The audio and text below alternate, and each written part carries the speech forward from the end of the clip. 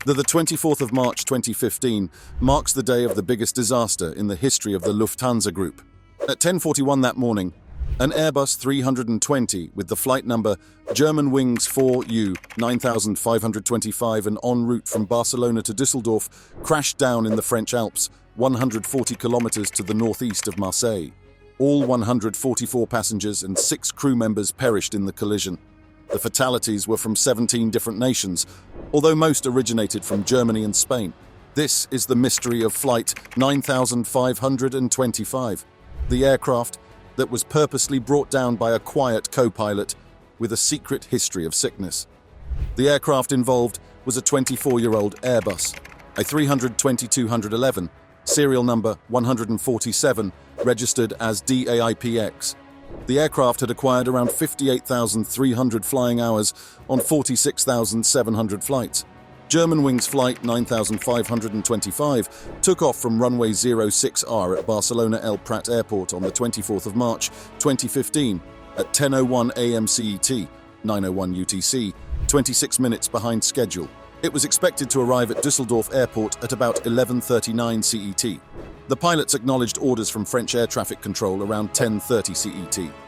At 10:31 CET, after reaching the French coast near Toulon, the aircraft abandoned its allocated cruising altitude of 38,000 feet, 11,600 m, and without authority began to drop fast. The air traffic controller reported the aircraft in distress following its descent and lack of radio communication.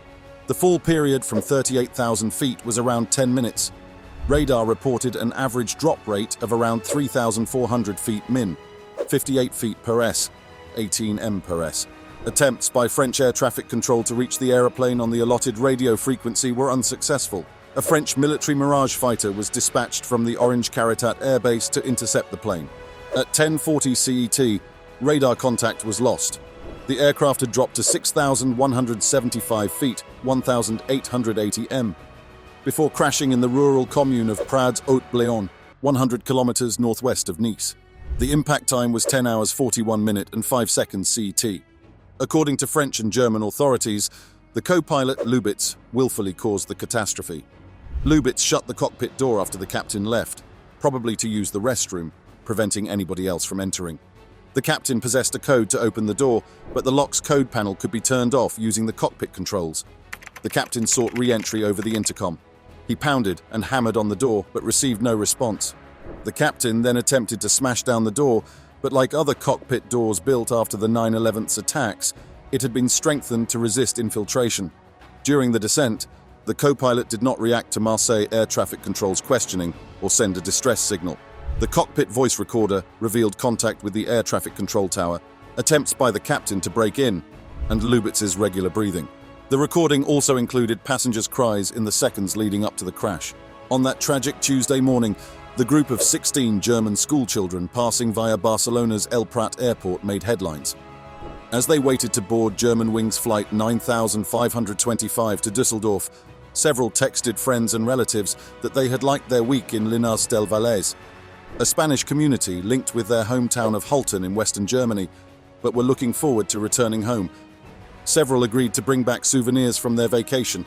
They were unable to uphold their commitment.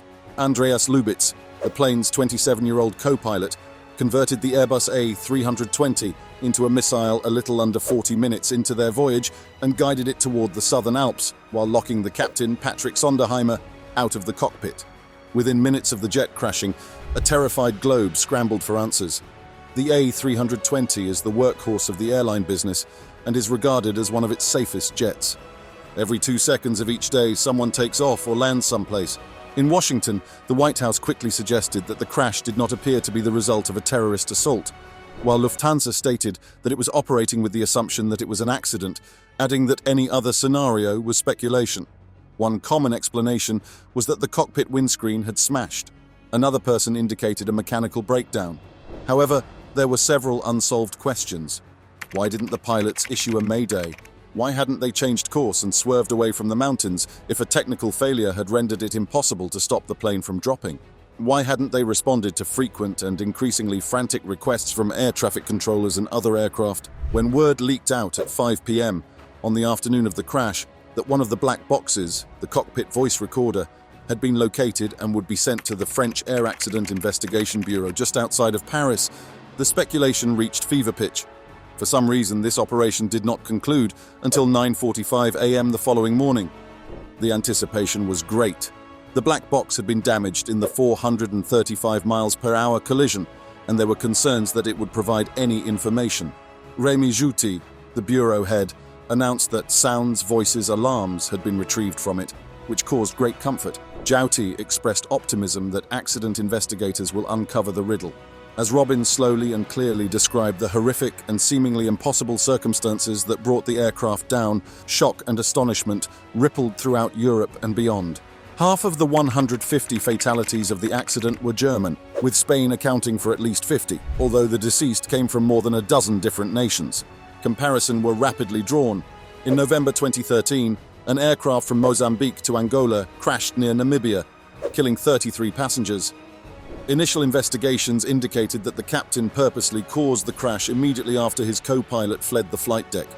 In October 1999, an Egyptair Boeing 767 crashed into a fast fall 30 minutes after taking off from New York, killing 217 passengers.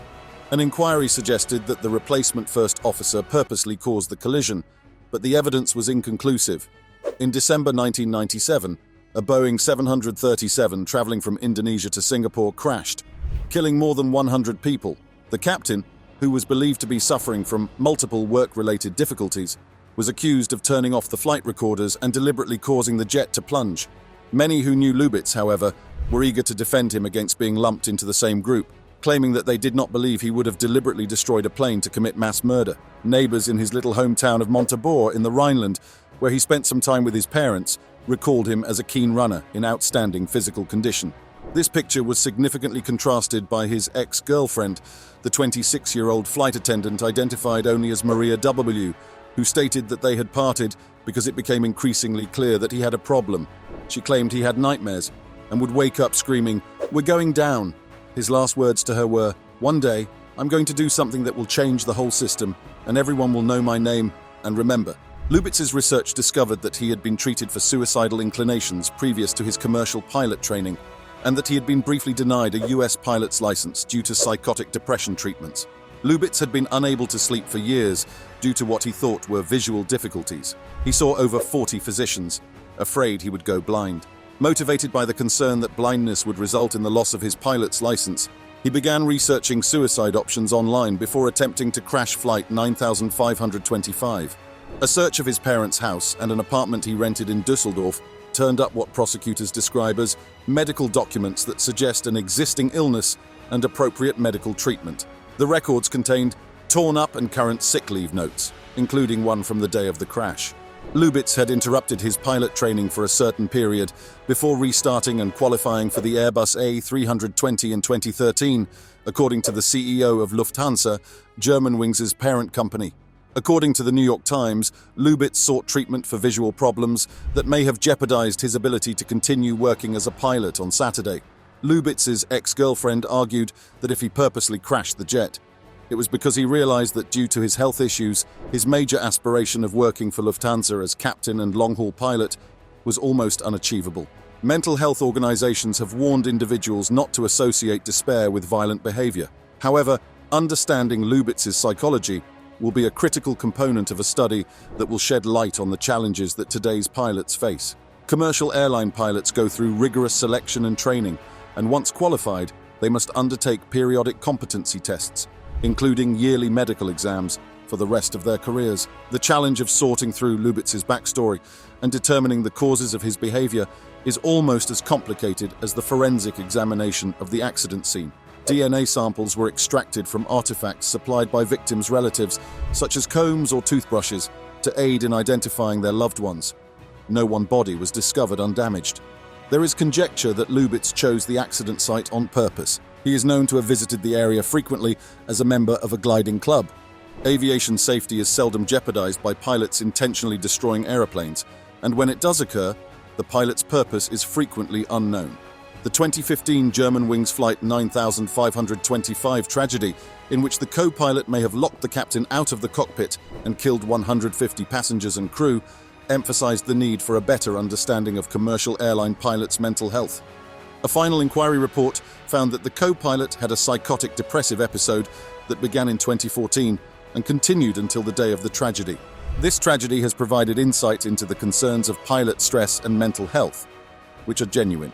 Be sure to subscribe to our channel for more videos and stay updated on the latest stories and analysis of air travel. Don't miss out on future episodes. Hit that subscribe button now and join our growing community of aviation enthusiasts. Thank you for watching.